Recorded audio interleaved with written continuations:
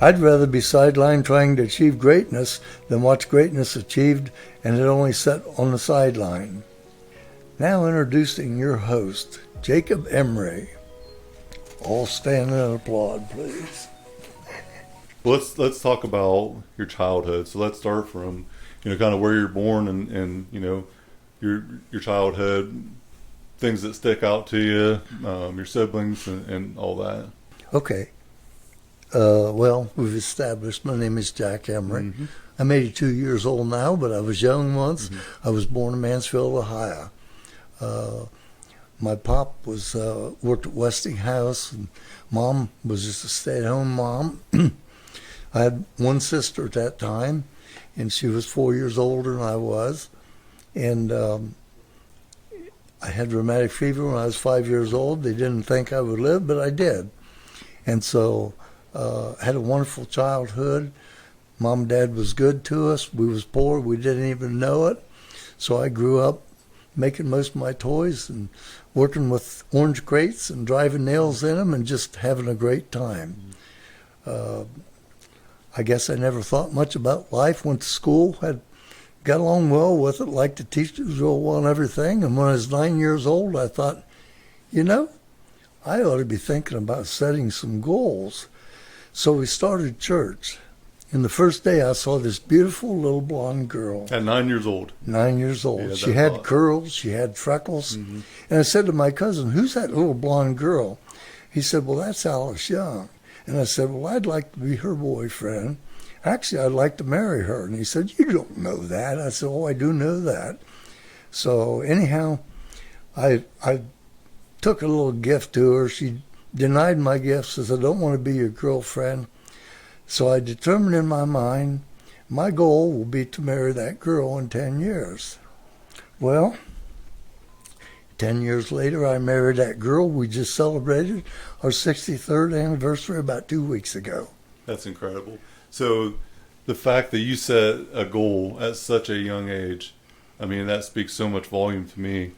I was not even mentally aware enough that I needed to set a goal of any sort until I was probably 21 or 22. Mm-hmm. And that's when I decided that by 30 I was going to buy Arner Pipeline.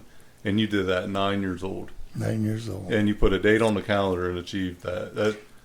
That is absolutely incredible to think that at 9 years old you had the cognitive function to even think about something of that magnitude. Yeah, because I wasn't really that crazy about girls. I just, that crazy one about girl. That one. That one girl. So what do you think led through the first 9 years of your life to acknowledge that you needed to put a goal or a date on the calendar to achieve something?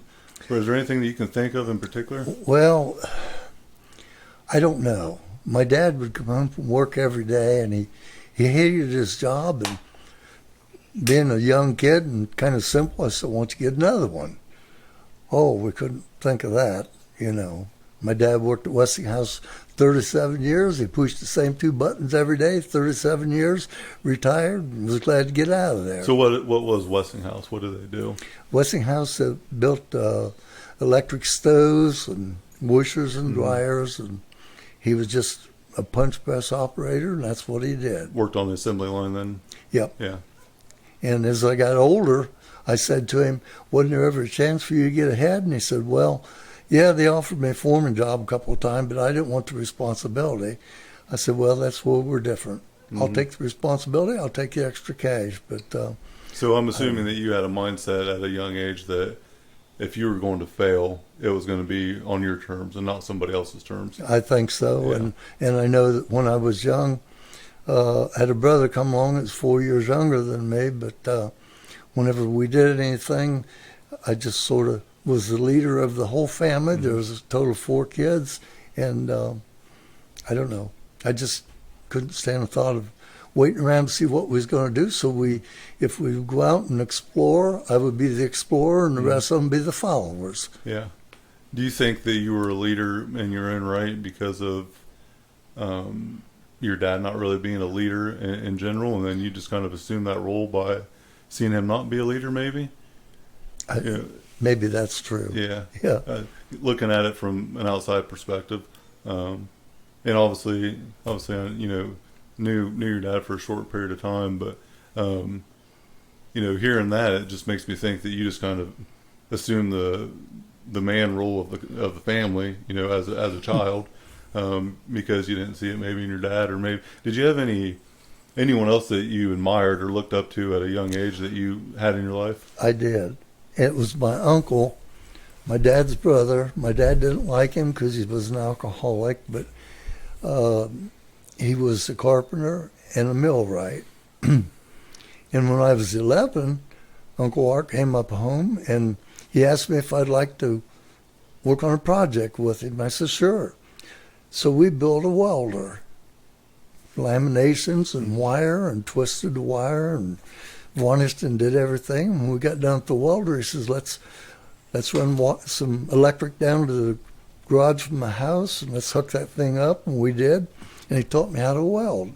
And the first thing we welded was a box to put the welder in. And so at that age, I was wanting a motor scooter, but we didn't have much money. And so I said something to Dad about it, and he said, I don't have no money to buy one, but there's an old bicycle frame there, and here's a couple of wheels off the wheelbarrow that I had, and got a little gasoline engine over here. Now, you're kind of a tinker, just put something together. Well, 3 weeks later, I rode that motor scooter to the swimming hole. Mm-hmm. It was 3 miles away, and it had pretty loud tailpipes on it, but the kids all liked it, even though it was kind of cruddy looking or a little bit rough. But it run the whole way. It took me there all summer, so I had a lot of fun out of it and learned a lot by being with that uncle. And even though my dad didn't like him and I was good friends the rest of our life. And later on in life, I was able to help him out financially a little bit, so it all worked out good. Mm-hmm. So would I have ever met him? I doubt it. His name was Uncle Art. He was, I don't know. I don't know if I can't think if I did or not. And even, like you referencing that, I don't even know that we've talked about him very much. I doubt that. Yeah. And he was a carpenter and millwright, and he set up a lot of machinery and stuff. And it's amazing because, we'll obviously touch on it more later, but woodworking has been your passion and hobby for all of your life. Seemed like it. And, I never even thought to ask you where that inspiration really came from, and to hear that, it makes so much more sense, Well, my grandfather was a carpenter. Yeah, so, as we grow up as children, there's always something that really sparks an impact in our life, and then we kind of follow suit to that. And that's funny that, that was your uncle. That was kind of that inspiration to you, that mentor to you. So that's pretty cool. I never knew that. Mm-hmm. So talk about middle school, high school, your teenage life. Obviously, you and Grandma were hot and heavy there for quite some time. You've been into street rods and building things. We've done projects together and whatnot. So talk a little bit about the teenage years and going through high school, and give us a time frame of when that would have been also. Was it in the 50s? What year did you graduate high school? Just kind of touch on all that. Oh, okay. Well, I was pretty involved in church and got involved in a lot of plays. So that sharpened my memory. When I was 16, I had rheumatic fever. Never was allowed to play sports. It didn't damage my heart, but I missed a month of school. When I was 17, the year I graduated, I missed a month of school with rheumatic fever. But I still graduated. And I knew then that I was going to have to try a little bit harder. The doctor says you got to go home, you got to sit down every night, put your feet high on your heart, relax. You can only hack so much of that when you're an adventurer, because the neighbors had all kind of woods around us, and I would explore everything, hunt mushrooms and walnuts and pick berries, do all the fun things that a young guy likes to do. By then, I was deeply in love with my wife, and once I was 16, I was working at a filling station, able to have my own car. When I was 17, I had one of the hottest cars in town, What was it? It was 57 Pontiac. It had tri-power, standard shift, big engine. A guy that built it was a car dealership, and he drag raced with it, and I did my share of that, and didn't get beat that I recall of. So, but I worked at a garage and learned a lot about vehicles, stuff like that. But had 2 dates a week and was on a curfew. My wife had to be home at 10. I had to be home at 10:30, and so we could say our good nights, and I could stay till the last minute and still get home because I could burn rubber the whole way. The fun stuff. Oh, yeah. And, so. I mean, I remember the T-Bucket project, Well, that was in later when I years. was a young kid. And Yeah. I remember the fire at the house and the fire truck getting stuck in the bridge. And, I don't know if I was 4 or 5 years old, maybe. I don't know. Yeah. Maybe not much older, but I have vivid memories of that. I remember trying to jack the car up underneath the oil pan and getting about an inch away from that. And that was catastrophe. something. And, watching some of the videos from them times, it's amazing that you just didn't beat me over the head with a wrench every once in a while, because I was adventurous per se, like you were at a young age. Yes, you were. But I definitely think there's something in that Emery blood that does not allow us to sit still very long, because I'm that way as well. So Yeah, you started at a young age with wrenches. There was something about that wrenching stuff.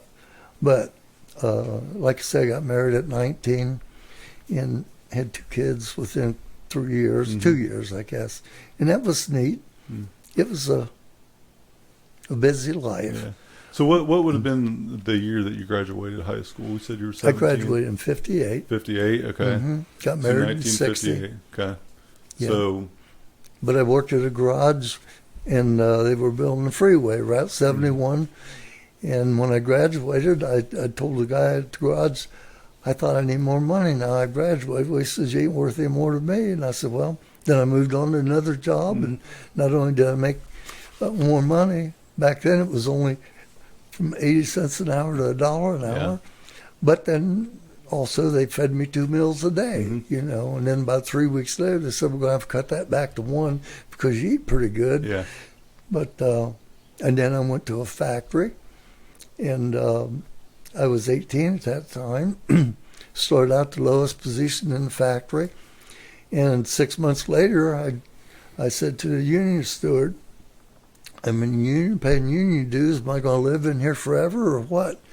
Well, he said, there's a position coming up in the inspection department. So I went into that and liked that very well, and was a line inspector, actually running the main line inspector. And one day, my brother-in-law worked at a factory, and we sent motors to them. He was going to a school at Westinghouse, him and his boss. So I said to my boss, why don't we go? Because we send motors over to him, and I'm going to have to know everything he knows. Well, he said, I don't think I have the nerve to ask the plant manager to send us.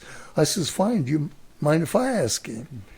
Well, he says, if you got the nerve to do it. And I said, I got the nerve to do anything. So I went and asked the plant manager. I says, my brother-in-law is going to school at Westinghouse, and I think that Paul and I ought to go. We said, why didn't Paul ask me? I says, he don't have the nerve to ask you, but I do. He said, well, you got spunk, and I'll send you to school. So we went to school for 10 weeks. At the end of the 10 weeks, we took a test. And I was disappointed to find out that my score was only 86. And I went in on Monday and told the plant manager, I said, I want to apologize. I wanted to get 100%, but I said, that test was so tough. And I said, I tested good in school. He said, well, shut the door. He said, I got to tell you, he says, you got 86, but your boss only got 68.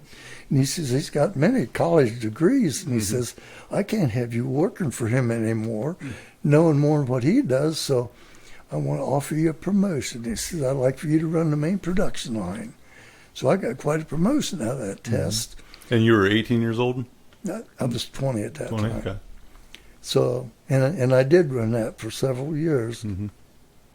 But, you know, what happens in most jobs, you get to the place where you can't advance anymore. And I did a lot of things there, went to Elyria and set up some lines for them because of some things I figured out to make it easier and raise production and help efficiency. And I had the best run efficient line in the shop. And my supervisor couldn't figure out how I was doing it. He was foreman, actually. And so I said to the plant superintendent one day, I said, I want a promotion. How can I get it here? Well, he says, you can't get it here unless somebody dies. I said, you just said the wrong thing. Yeah. I just don't like to bump up the ceiling. And at 23 years of age, I just says, I'm going to leave it in 2 weeks. And he said, what are you going to do? And I said, I don't know. I think I'll go out in construction. And they said, well, you know nothing about it. And I said, well, I didn't know anything about this when I came here, but I know this. I'm not going to be stopped just because there's no openings. Right. I'll find something else to make an opening. And there's something to be said for, I don't have anything against someone that goes and works in the factory, nothing like that, but there is a ceiling in a lot of the factory places, and seniority plays such a big part in it. And, and sometimes seniority just creates complacency. It doesn't actually drive production because you're more experienced. A lot of people know how to get away with doing less because they've been there for so long. Yeah. And, the seniority just creates an environment of almost a cancerous environment sometimes when, production just flatlines because of the experience level and not the production mindset. So let's talk about the fact that you're 22 years old, you're married, and have 2 kids at that time. Yeah. So you have 2 kids, you have a safe and secure job, but you know that you have hit the top of that opportunity that you see any advancement in for a while. You didn't have a background in construction, but you had the fortitude to stop, look yourself in the mirror, and want better for yourself and your family. So let's talk about the mindset during that transition, for you. And then what did Grandma say about this? So how did Grandma take it when you came home and said, I'm going to quit my job and go out on my own? Well, that's interesting. She said, whatever you want to do, I'll be with you 100%. And my pop, bless his heart, about had cardiac arrest. What are you going to do? You know nothing about construction. I said, I'll make it. It'll be fine. There's always work to be found after Pop. As far as I'm concerned, you only can survive because of the knowledge you have. And you can gain knowledge everywhere. And so I went out in construction, and I worked different jobs. The first year I had 4 jobs. Each time I'd come home, Sweetie said, where did you work today? I said, well, if anything happened, I quit that one job because that guy wasn't paying us. You'd pack my lunch, and I ended up working in Mansfield for another guy, nice guy. And so I said, didn't even have to throw my lunch away. Yeah. But at the end of the year, I was doing quite well for this one guy, and worked 4 years for him, I think it was, 3 years, whatever. And we built a lot of houses and gained a lot of knowledge. Got to the top, and they said, sorry, this is as far as you could go. Took another job, and a year and a half later, same thing happened. You're making as much money as my son, and he's a partner in my business. And even though you deserve an increase, if I give you an increase, he'll leave. And I said, I'm going to make it easy on you. Yeah, I'm gone. I'm going. Yep. 2 weeks from now, I'll be gone. And I started my own business. And I asked Sweetie, do you mind if I start my own business? And she says, nope. Everything you've tried to do, you've done it well. So whatever you want to do, I'm 100% behind you. And that time my dad did. He sat down and he said, Jack, what do you do if you fail? I said, Pop, failure's not an option. I got a family to take care of. I got pretty good understanding of the trade, how it's done, and I'll be successful. And maybe you retire, you even work with me some. And so I went for it and worked 25 years self-employed. My dad retired when he was 57. I said, I'm not going to let you sit at home and brood and read the paper all day. And for 7 years, he worked with me part-time and really learned to enjoy working hard with his hands and having to think a little bit. a lot different than tapping two buttons It all is. day. It's amazing too when you expand your mind on a daily basis, and in construction and any type of infrastructure industry, underground, above ground, buildings, bridges, whatever it is. Every day is different. Not every bridge is the same. Not every house is built the same. Yeah. Everything is different. There's always environmental changes. There's whether it be weather, the ground conditions, the wind, the rain, whatever it may be. And it's amazing that every job that you show up to, there's something different about it, and you learn something. And most of the time, you learn something you never would have anticipated. There's things that you can look at on a project and go into and say, yeah, I'll probably learn something here in this realm, because you can see it from a visual standpoint. So you become self-employed at probably 25, 26? Yeah, 25 years. Yeah. So at 25 years, you're 25 years old, and you have lived a lifetime already of experiences from a work standpoint. You went to a factory, you maximize that potential. You work in a couple other areas, and you completely topped out. Which topping out in any place is something to be said, but you did that 3 times in 6 years. That's quite an accomplishment to do that, and then not only that, but have the confidence in yourself and the belief to go out on your own. It takes a special person to be willing to sacrifice everything. And when you said failure is not an option, you probably failed a ton of times along the way, but you never quit. So not quitting is, giving up is a failure. Not fulfilling that dream.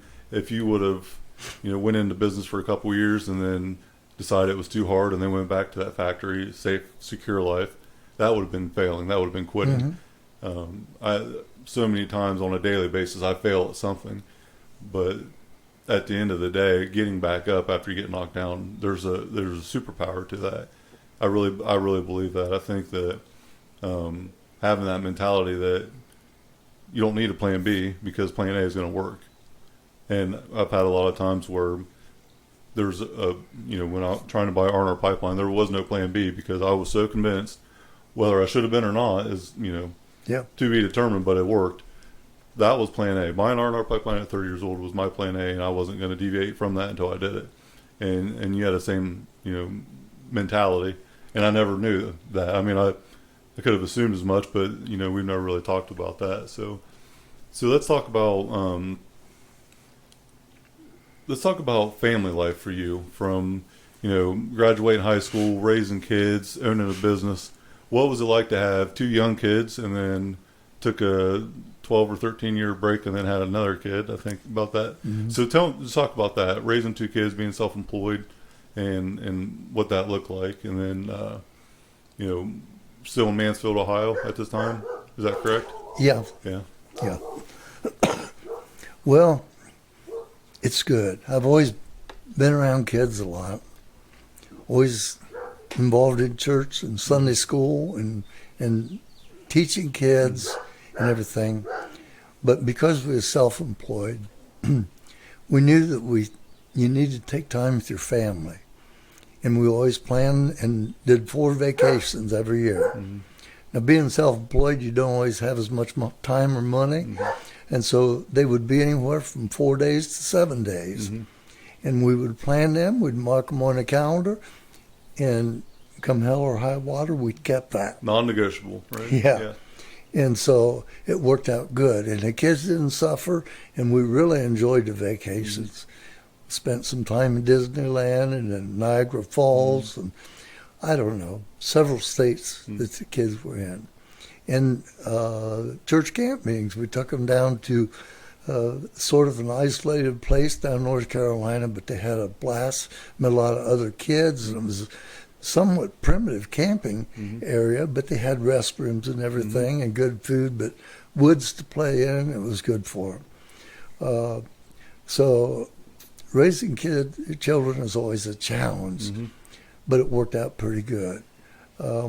Your father, my son Jeff, was into engines and had motor scooters and motorcycles. And when he was 12 or 13 years of age, he had a motorcycle. I had a motorcycle, dirt bikes, and we had a little racetrack. And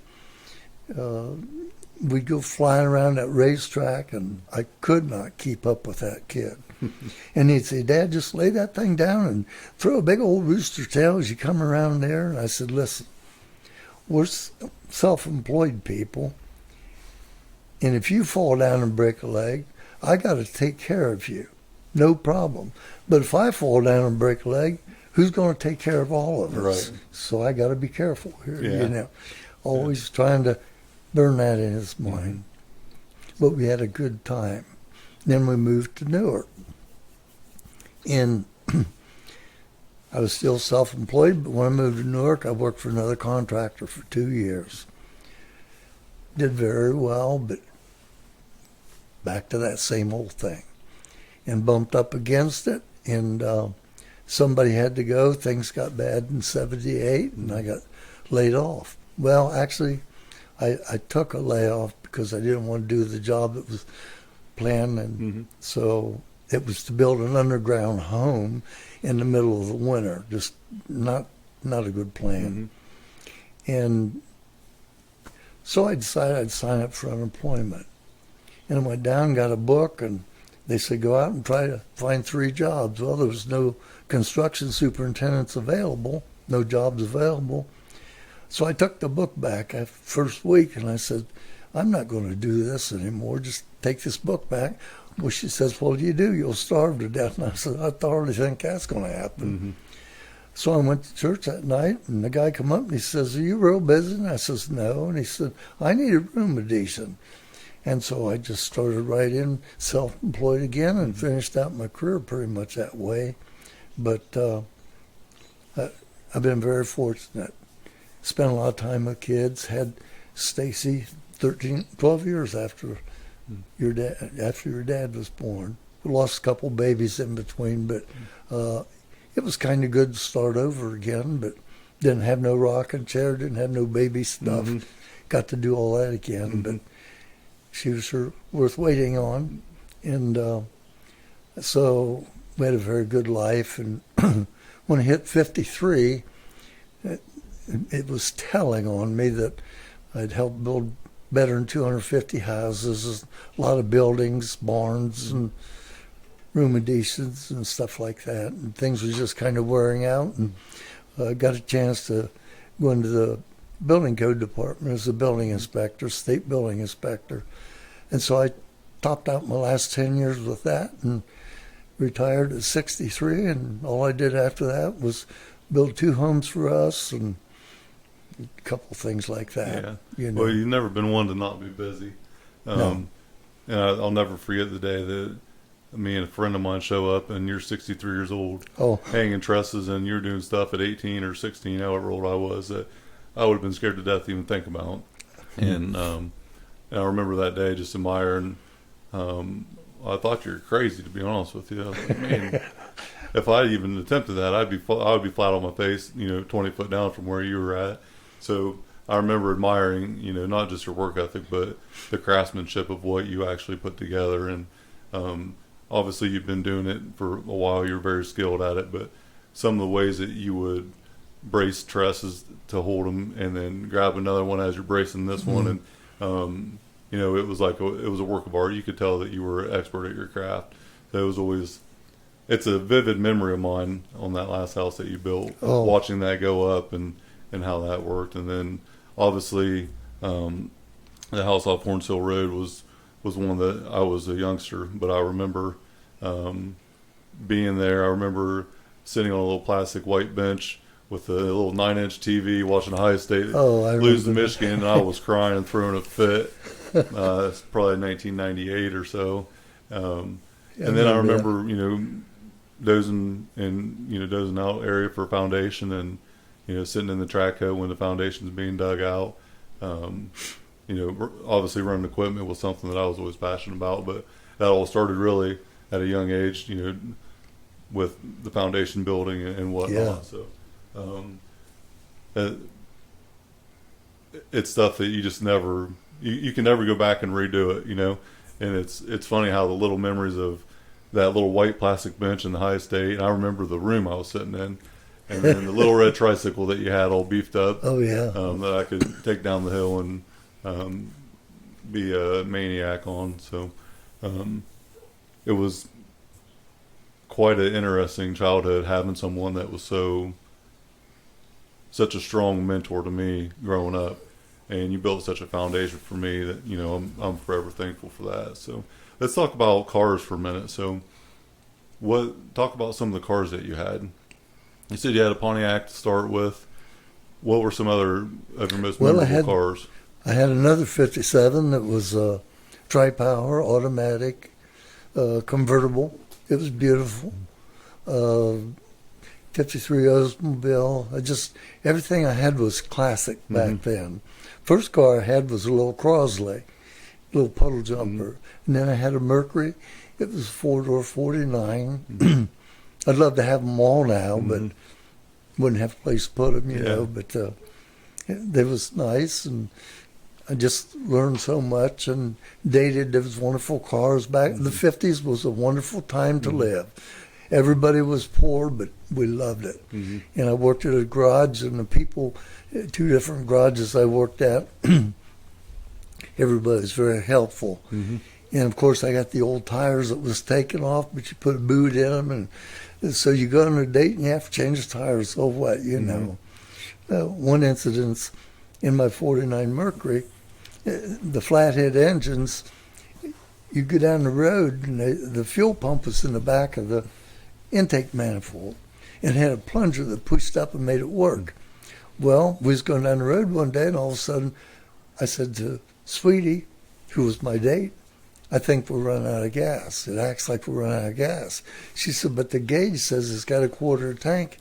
You're just trying to pull some cute stunt here so you could sit there and neck. I know what you're up to. I said, no, we're running out of gas because the fuel pump's bad. So I stopped, had my tools, went over, pulled the fuel pump off, cut a leather plug out of my belt, stuck up in the cap, and it made the shaft a little bit longer, put it back on, it run for 2 weeks till I had to put a new fuel pump That's amazing. Just that type of stuff. But we got through it all, and there was a lot of fun things at our days. We didn't have a TV back then. In the late 50s, only the very wealthy had a TV. They were just coming out. But instead, kids got together every Friday night. Our church get together and play softball, and things like that. But I don't know. Life was good in the cars. As I grew older, when you were young, I built the T-Bucket. Your dad found it, and I bought it in Mount Vernon, took it home, pulled in the driveway. My wife came out and looked at that and said, what is that pile of junk? I said, that is not a pile of junk. That is a dream. Martin Luther King could have his dream. I have my dream. She says, it looks like a nightmare. I says, okay, just wait till we drive down the street with a trophy.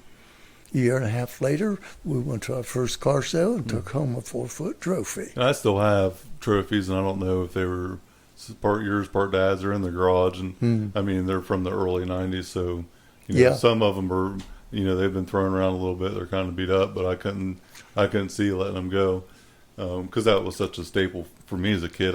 I vividly remember the T-Bucket being yellow and then catching on fire. Then you repainted it that color green, and I can't even had metallic, like a darker green gloss with metallic, and then the pink spark plug wires was something that every time you see this car, it was like, this is, who built this car? Because this is a special type of person.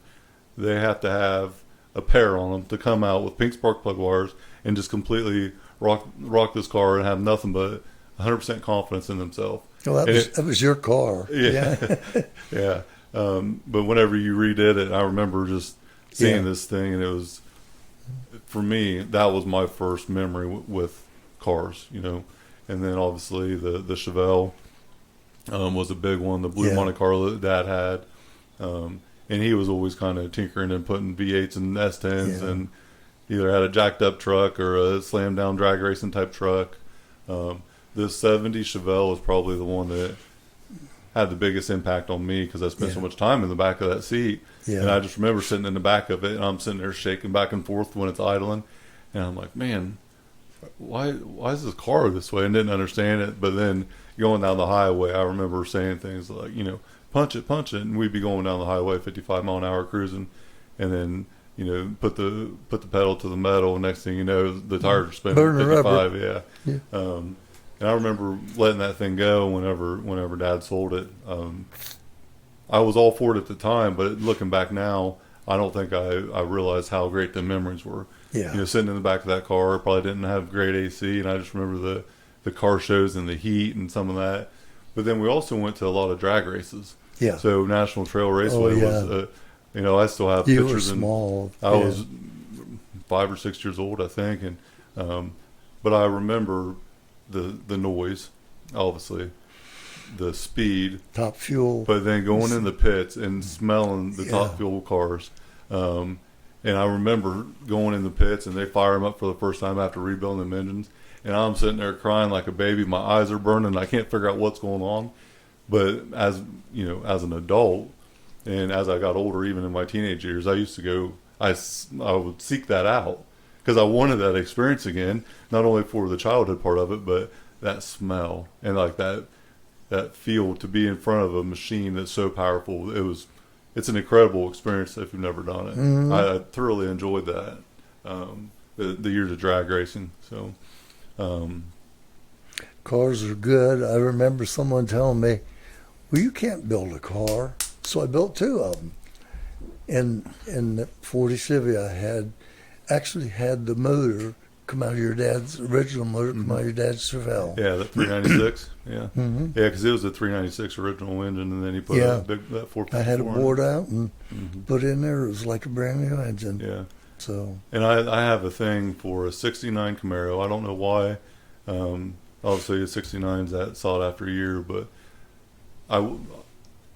being in today's age, 2023, I like luxury things. I like comfort. I like quiet. Right. I like smooth. I like a smooth driving vehicle. So, me and Mackenzie always talk about classic cars. She's a huge Mustang gal, which I disagree with her on the Ford side of it, but we can agree to disagree there. She's always sending me pictures of Mustangs and stuff. And she's like, it's only $30,000. I'm like, yeah, it looks like it's only $30,000. At today's age, a $30,000 classic car is not one that's in very good shape. Yeah. And so I'll send her a Camaro, and then, she'll be like, that thing's $100,000. I'm like, I know, but it looks like $100,000 car. Yeah. It's completely rebuilt. You never have to work on it. But a 69 Camaro, and for some reason, silver with 2 black stripes and a big block in a Camaro, but I wanted it to feel luxury with the ride. And I know there's a lot of kits that can be bought, to remake classic cars with modern technology. Yeah. So I don't have the garage for all the classic cars yet. I'll buy a garage one day to put them all in, but I have enough real estate down here at the other garage that we could get a couple in there. So it's going to be probably a 3 to 5 year, there'll be an investment of some sort into a car.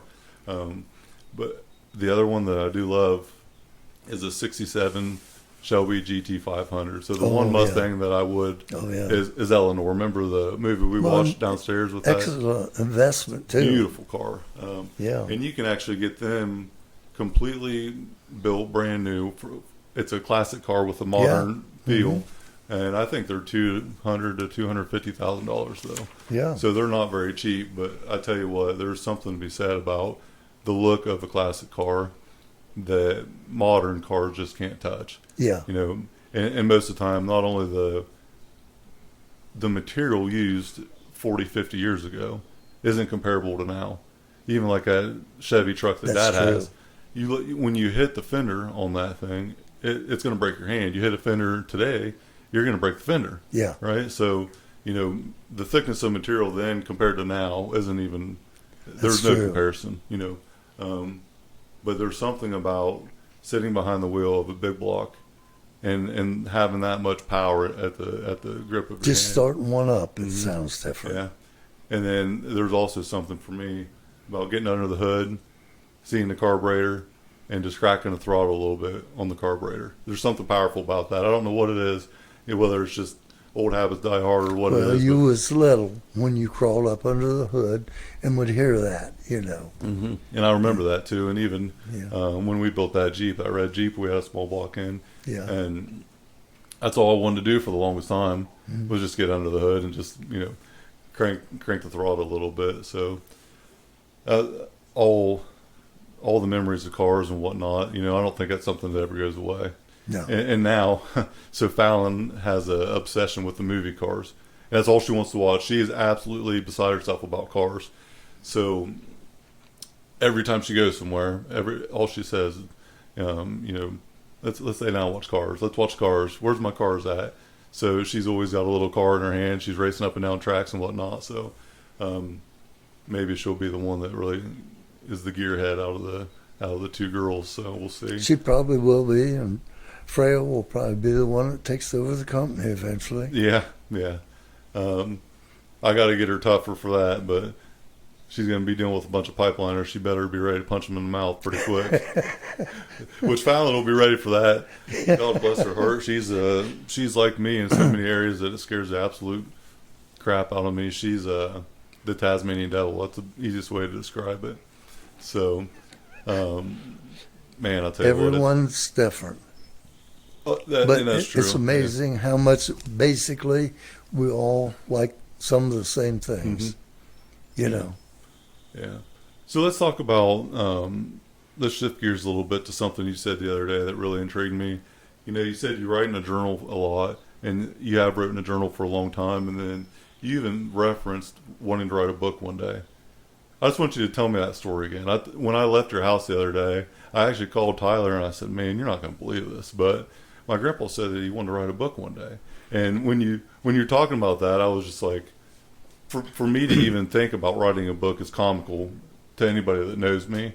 And one of my close mentors and friends, Corey Gregory, who's the CEO of the supplement company, and he has multiple businesses, but we're business partners in a couple different adventures. And he said one day that he was going to write a book, and his grammar is worse than mine probably, but he admits that his grammar's not good. And he's like, "I'm gonna write a book, but I'm not actually writing the book.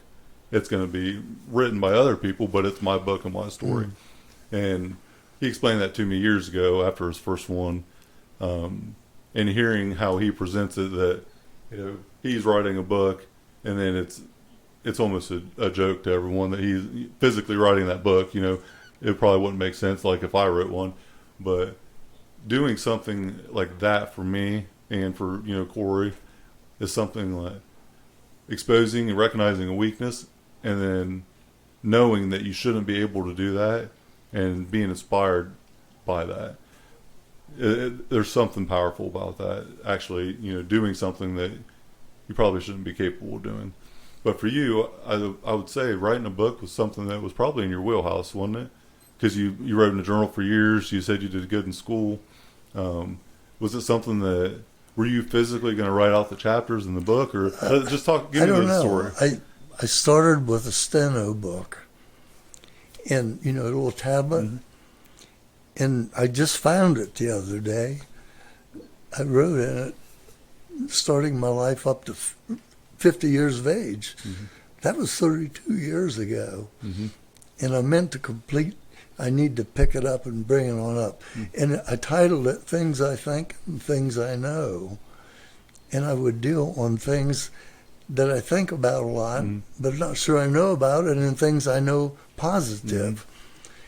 And I need to complete that. I did write a little book one time when Colton was a baby.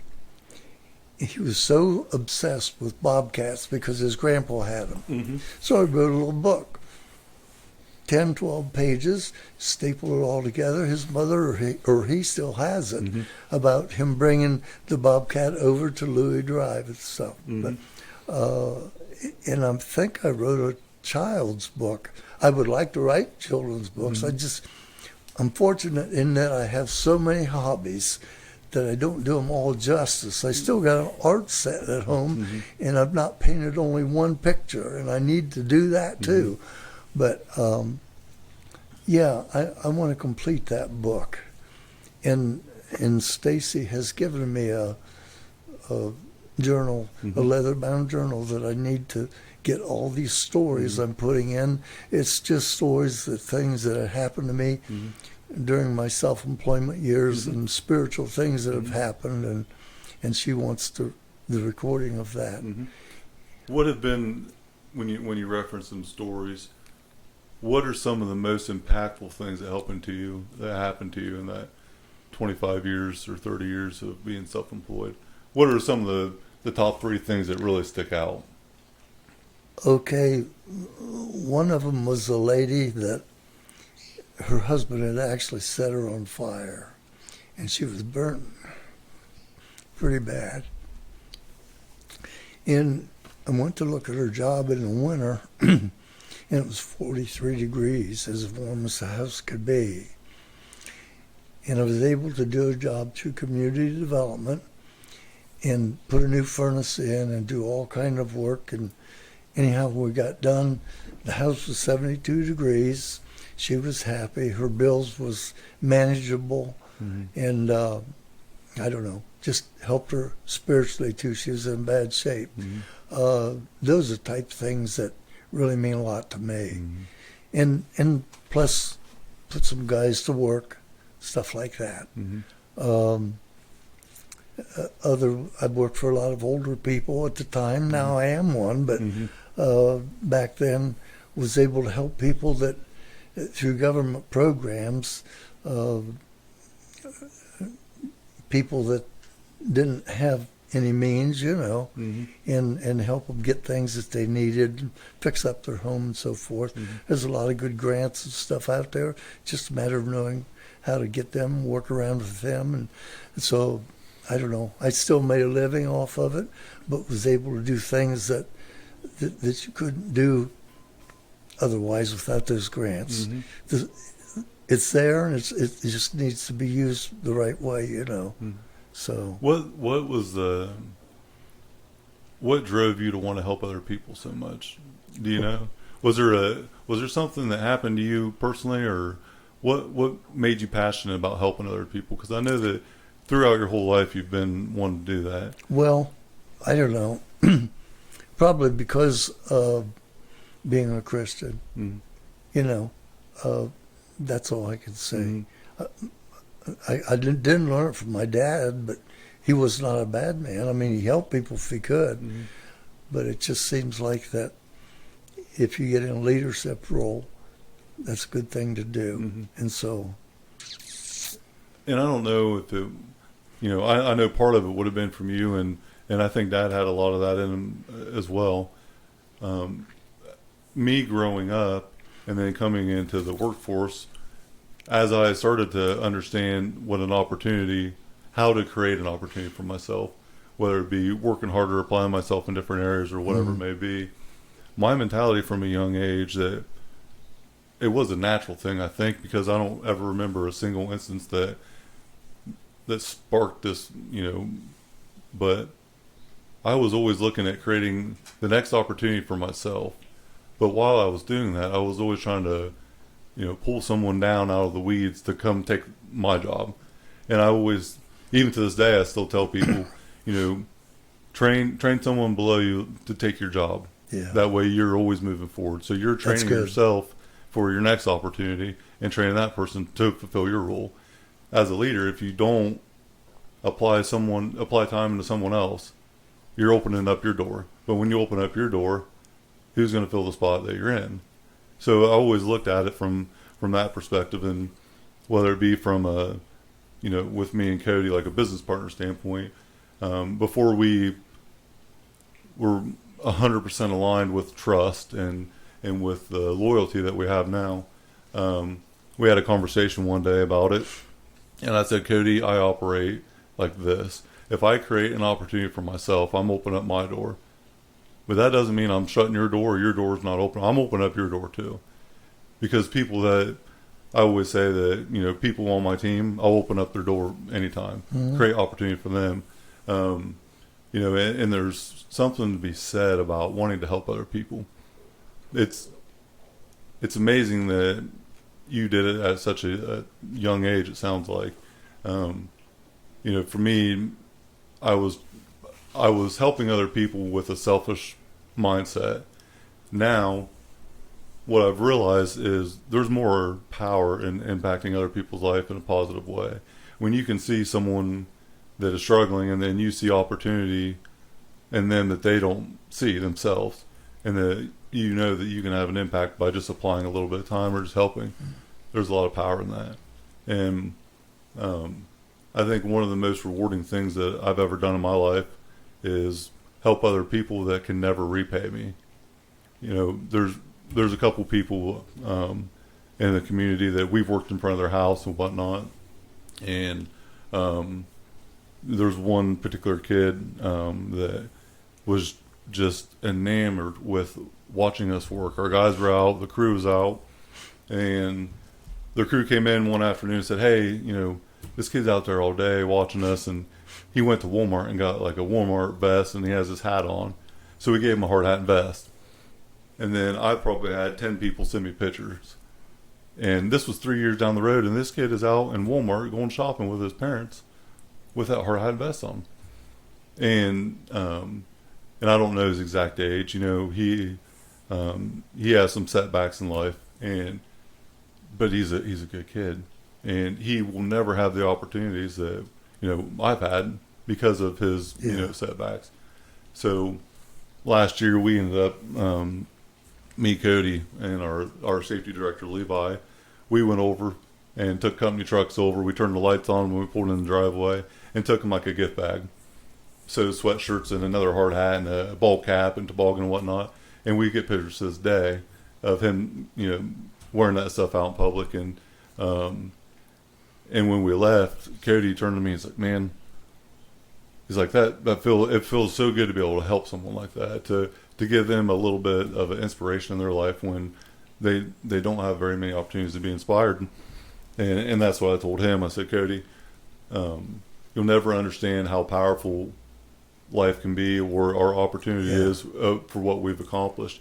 You'll never understand how powerful that is until you help someone that can never repay you." Yeah. And I really think that's true. I think that's so many people get lost in life and can never see a way to get pulled out. Yeah. And sometimes you just reaching that hand out to help someone up is all that it takes. And I know you've done that a lot of times in your life. And like that one example, you could have completely changed that lady's life and impact her in a way that you never even really understood, and probably never will be able to understand because of the place that she was at. And to be able to do that for someone else, I know how gratifying it is for yourself, and it's not a reward for you, and it was a reward for you from a spiritual standpoint, but for her it completely changed her life, I'm sure. Yeah. So, what are some other stories that you can think of through the business ownership time that self-employment, raising kids, taking that risk and that sacrifice? What other stories? Do you have any other ones that stick out? I don't know. I have a lot of them, but I don't know. Yeah. I don't want to toot my own horn. Toot it. Let's hear it.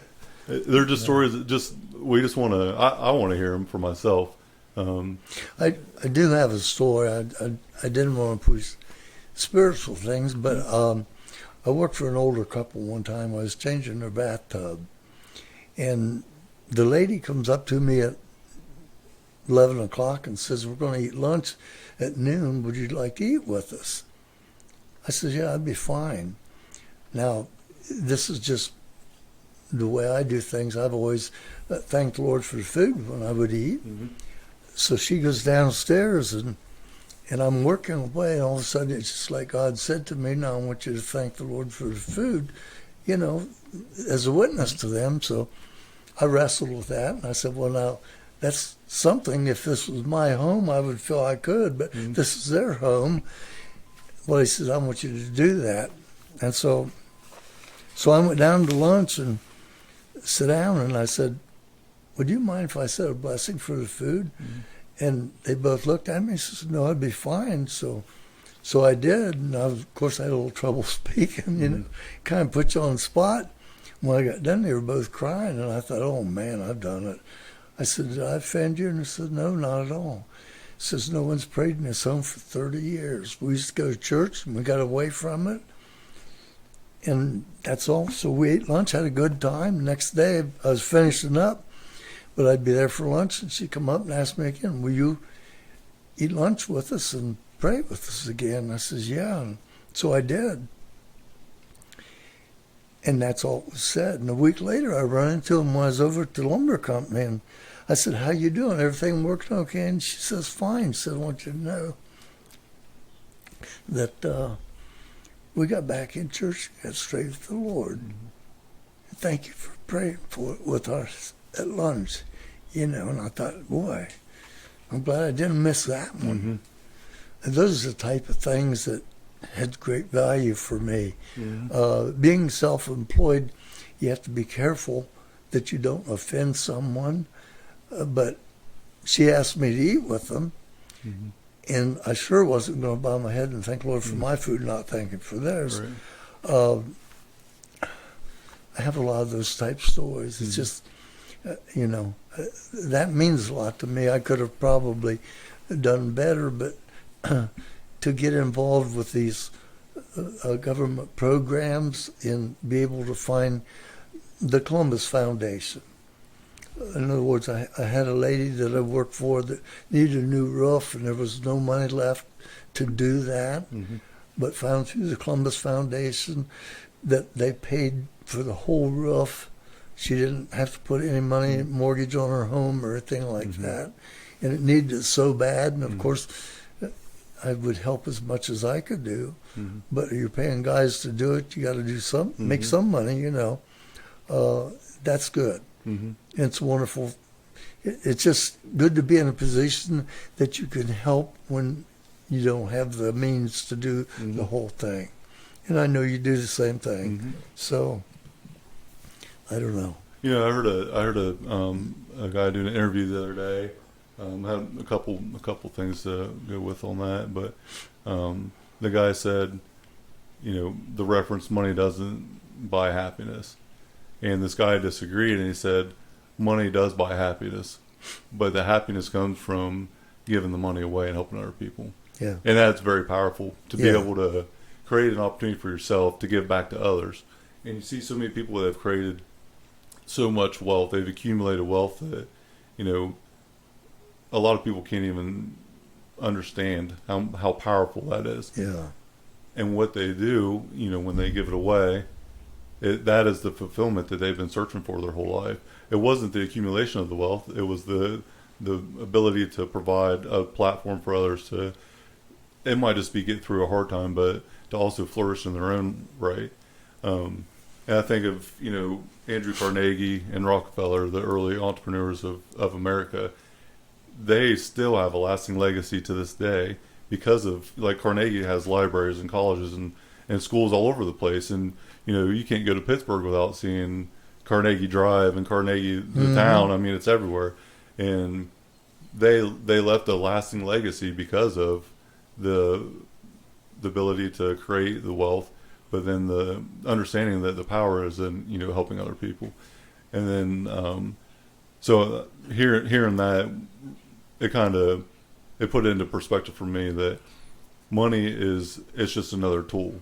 That's right. It is a means of access to freedom of time, and but also freedom of relationships to have the relationships with the people you want and to be able to help the people that you want.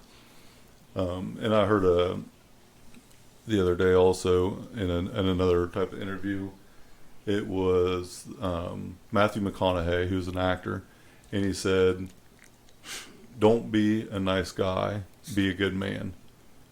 And so what you did in that situation is you were considerate of their feelings, but you stood your moral ground.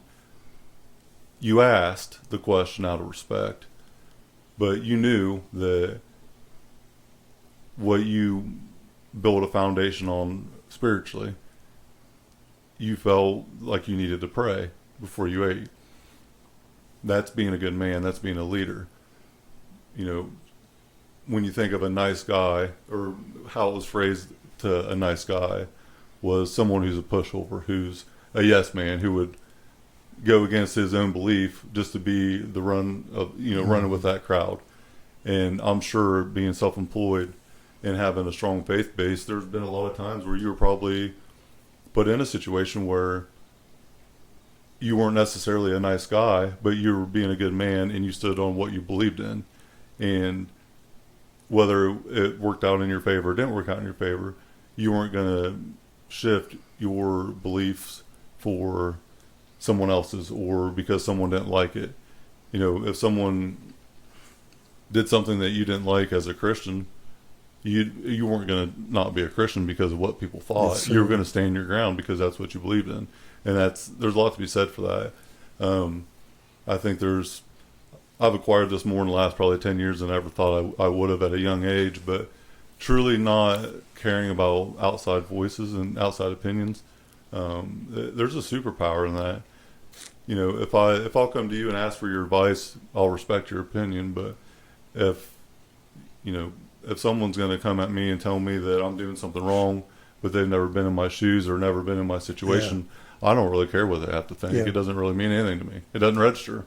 If I go to them and ask for their advice, then I'm asking for your advice. Give me your opinion. I want to hear it. Yeah. But just because someone has an opinion, don't mean I have to respect it. Yeah. And there's been so many times where I've lost friends because of that. Man, what are you trying to do here? Why are you trying to buy this company? This isn't safe at all. You're going to lose everything. I might, but the only way I'm going to find out is when I try. And then when you actually get through that, you persevere and accomplish that goal, and then people, they want to become your friend again after that. Where when I didn't have nothing, you weren't there for me. But now that I have something, you want to be back in there. That's not how this works for me. That's true, and there's been times, and I'm sure that you've run across this, that people want you to do things the way they want you to do it, and it's not right. And I've told people, no, that's not right. And I had a guy one time that says, well, I'm going to do it this way. And I said, well, it's not strong enough that way, and that isn't the way I work. And if you want to do it that way, you get someone else to do it. And I just walked off the job. 100%. Yeah. You know what's right for you, and I'm sure you feel the same way. There's not a dollar amount that's going to make me morally change what I do on a daily basis. That's the way I feel. And I've had so many companies come to me and say, hey, we've got this project. This is our budget. Can you do it for that? And I say, no, I can't. Well, why can't you? Because we have protocols internally for X, Y, and Z, because we are not going to go out there and do something that's not safe, that we know that is wrong. That's right. My integrity is not for sale and can't be bought. At the end of the day, money is not going to change us from doing something wrong. The most important thing that happens on a daily basis is everyone at R&R Pipeline goes home safe. If everyone goes home safe to their family, that day was a win. That's good. Money can always be made, but people can't be brought back from the dead. Boy, one accident can change everything. Yep. And my biggest fear from a business standpoint is a catastrophic accident like that. And that's why we go above and beyond in everything we do with our training to have the safest and the highest quality product possible. Integrity can't be bought. It's not for sale. That's good. So, and I think a lot of that for me probably stemmed from your foundation and your faith and not ever veering off that path and sticking to your guns whenever tough times came. There's a lot of power in believing in something so much that no one can take that away from you. And maybe a little bit of bullheadedness. Well, I mean, we definitely got that as Emery's. There's no doubt about that. That's an Emery thing. That's an Emery thing. I mean, saying that we're stubborn would probably be an understatement, but we'll take that. We'll let that ride as what it is. But. Well, I had a guy one time tell me, well, you got to realize, Jack, God give you something different He didn't give other people when it comes to doing business. I says, oh, really? He give me the same thing He give you. He give me a brain. I might just use mine a little bit more. Yeah. Give everybody the same thing. Mm-hmm. You just got to apply it a little bit more. And there's something to be said about having a setback in life. 5 years old, you were told you wouldn't make it very long, right? Mm-hmm. And almost 80 years later from that point, we're sitting here doing this. Whenever the most encouragement I've ever got from someone, I think, was 2 words: "You can't."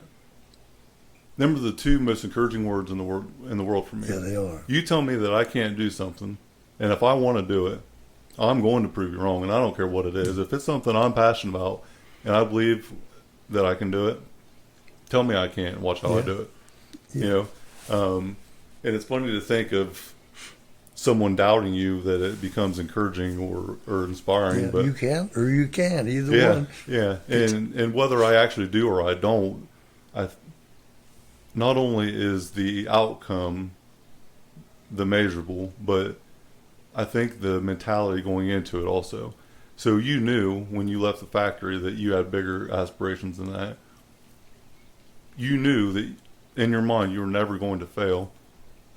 Had you thought, man, I might fail, it's possible that I fail, right? If you would have had that mentality, you might have failed. You might not have made it. Might not have went out. And I always think about, riding 4-wheelers or dirt bikes through the woods, and, you're riding through the woods and, okay, just don't hit that tree. Just don't hit that tree.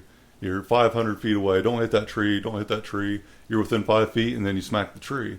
If you're sitting there focusing on the tree, you're probably going to hit it. Yeah. If you think about failing all the time, you're probably going to fail. Yeah, that's true. Because you're not operating in a way that is successful. You're looking at the downside of it, the negative, what the outcome, what outcome you don't want instead of the outcome you do want. And I focus on, I am fairly optimistic by nature. I don't associate risk very well.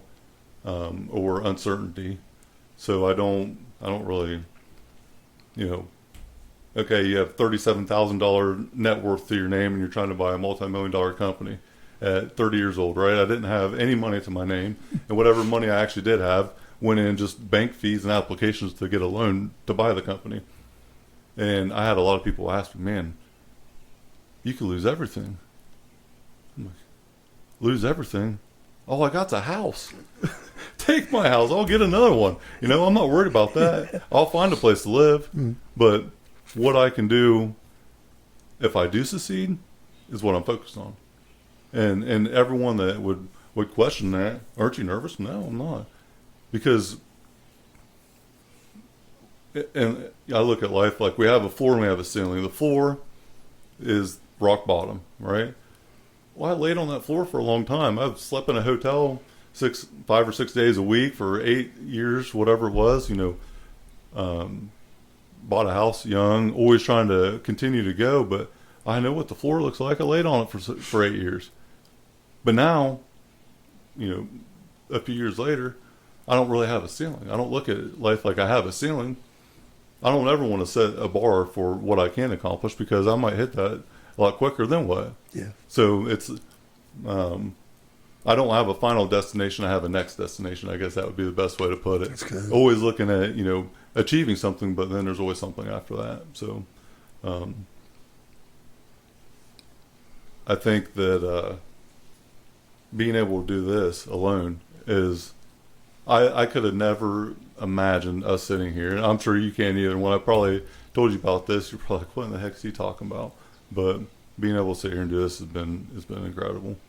So let's talk about post-retirement for a few minutes, and just woodworking itself. Some of the pieces that you've made me, but the craftsmanship of your passion and how it's allowed you to give gifts to other people. I know that you've made a lot of bowls, vases, canes, So talk about that as a passion, and how it's impacted you by giving to other people. Well, I didn't start doing that till I was 69 years old. That's when I got shingles. Mm-hmm. And after the shingles left, I got after shingle nerve pain. Mm-hmm. So the right side of my head's always on fire. Mm-hmm. I've been through everything trying to stop that. Fortunately, if I'm studying the Bible or praying or working on woodworking projects, I don't seem to notice that. So I started working in the wood shop more.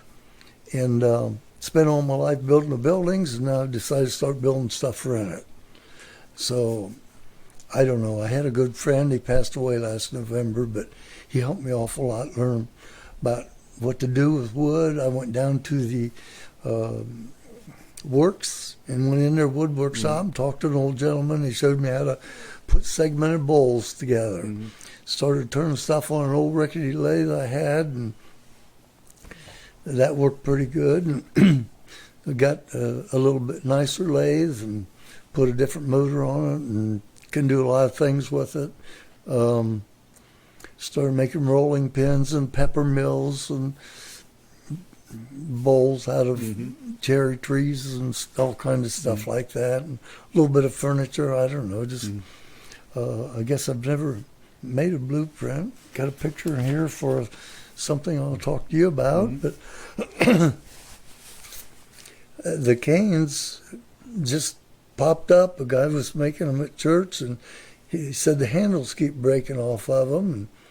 And so I looked at it, and I showed him why the handles were breaking off. And I said, well, that'd be easy to make. So I started making canes, and I must have made 50 of them. But I realized I could make a cane that could sell for $100, but I could also, I did sell a few of them for pretty close to that, but I started giving them to everybody in the family, or walking sticks, and got a wonderful friend at church that's a minister, and I made him a tall shepherd's hook, like it shows pictures of Jesus carrying, and he's used it in a lot of presentations, and he's a missionary, and he wears his African robe and carries that, and made his wife a cane. She's pretty crippled, and I don't know. I just take different colored woods and put them together. It's woods amazes me.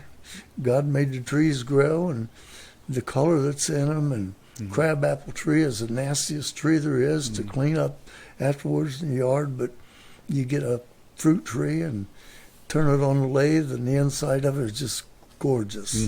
And I'm just going to say this: you are the most humble human when you're talking about stuff that you crafted, because every piece of woodwork that I've seen, the craftsmanship on it is a completely different level, and the amount of time and detail, the attention to detail on the different bowls and stuff that you've given me is absolutely phenomenal. Just for the record, you can sit there and be humble, but I'm not. I'm going to make sure to brag for you, because it's like something I've never seen before.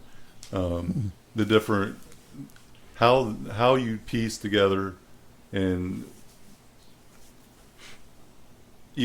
even engineering something like what you've done, it blows my mind every time I see something. And you're like, yeah, I whipped this up on Tuesday afternoon last week, and you look at it, and it's incredible. And after talking to you more about it and understanding the amount of work it takes, and the precision of, you have 150 pieces different colored, and you glue it together, and they're all in, some type of symmetrical order. It is incredible what you have done. I'm going to brag for you all day, because it's like nothing I've ever seen before. Anyone else that is a woodworker. I've seen people that claim to be woodworkers, and I've seen a elite craftsmanship out of what you've done. There's a big difference. So, well, I like to do it. That's probably got a lot to do with it. And the outcome of it definitely is they're incredible. I can tell you.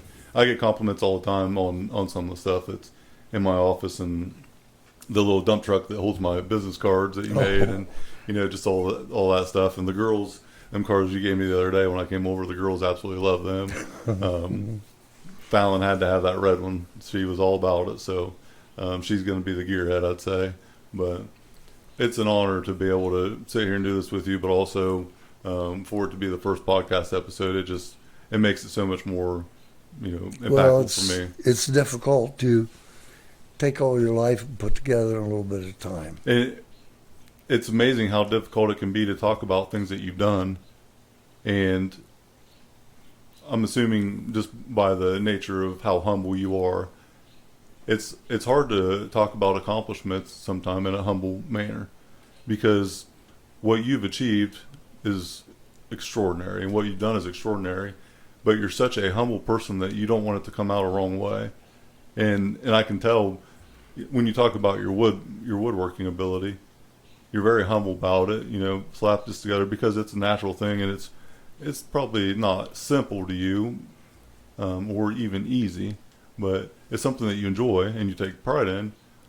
But the work itself is the explanation. It's the action. It's the talk. You don't need to tell people how great it is. Anybody can look at it and see how great it is. It's hard to talk about your accomplishments sometimes. And I've went through this myself this year, where being acknowledged for something's one thing, but actually talking about it can be difficult. And I understand, like, I don't look at what I've done as anything spectacular, but the next person might.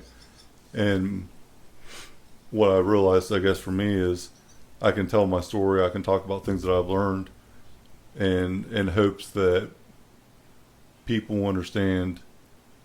They take away me wanting to help other people and not me telling you how great I am. Because I don't think that.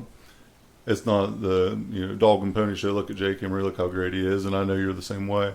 But your stories, the same way, can impact other people. And essentially you changed generations. If you wouldn't have taken that risk and left that factory job at 19 or 20, we wouldn't be sitting here right now. I'll guarantee that. That could be true, yeah. So little simple things that are simple to you have had a huge impact on all of our lives.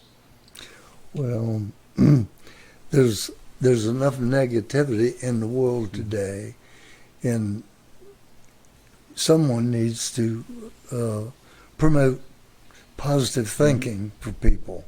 And, yeah, and anybody can do anything they want to do. And I've got this written down here. No one, whether it's a he or a she, should ever feel there's a ceiling or a cap on what they can do. I mean, I applaud anyone of any race or color or gender for any accomplishment they get. And a lot of women have done exceedingly well in business. And there are times that a woman can do a certain job better than men. Absolutely.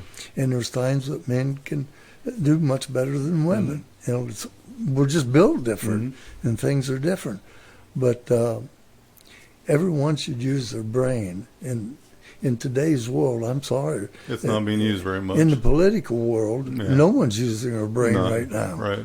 But common sense is so good, and it's so short right now, and it's in great demand. I don't know. Anyone that has a victim mentality, I can't tolerate it. I don't feel bad for people. Some people have had worse situations in their life, but a lot of people, in today's world that have a victim mentality have no idea what it really is to be a victim of something. We can look at different countries in the world today where they don't have running water, electricity, or anything, and if you look at someone the wrong way, you're going to be hung out in public and killed on the spot, executed, just because you looked at someone the wrong way. Yeah. Our society and just in the United States today, a lot of society became very soft, and technology, instant gratification has enhanced that a lot. I don't feel bad for people that have had a rough situation in their life. We've all had things happen to us, right? The only real limitation in life, I think, is your brain, like what you said. That's right. Anybody can achieve anything they want, but they have to believe it first. Whether you really can or can't is irrelevant. It's if you lose, like in a sport scenario, if you go into the game thinking you're going to lose, I promise you're going to lose. But if you go into the game thinking you're going to win, regardless of the odds against you, you might not win, but I guarantee you're going to be a lot closer to winning than you were if you thought you were going to lose.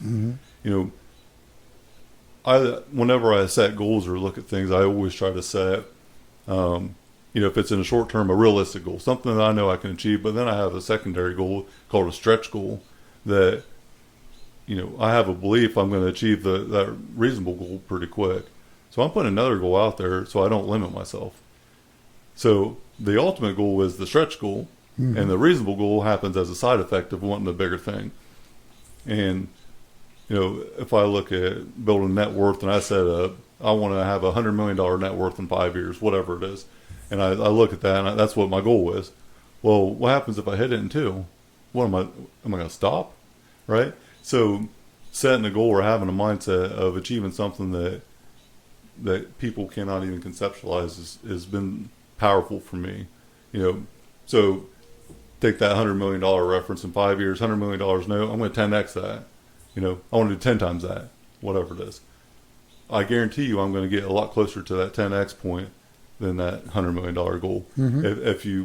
If you strive to do bigger and better things than you ever thought imaginable, you end up being able to. And I know I think the first time it came out of my mouth, and a young 20-year-old just became a foreman of a crew that I'm going to buy this company. People laughing would have been a compliment at the time. Whenever I said that, it was so outrageous and so out there that anyone that heard it, they probably thought I was on drugs or something, because it was so far out there. But I didn't know how, but I did believe I was going to do it. And not knowing how is fine. If you have that belief and the determination to get there, the how and that process kind of comes by your action, by your belief. Mm-hmm.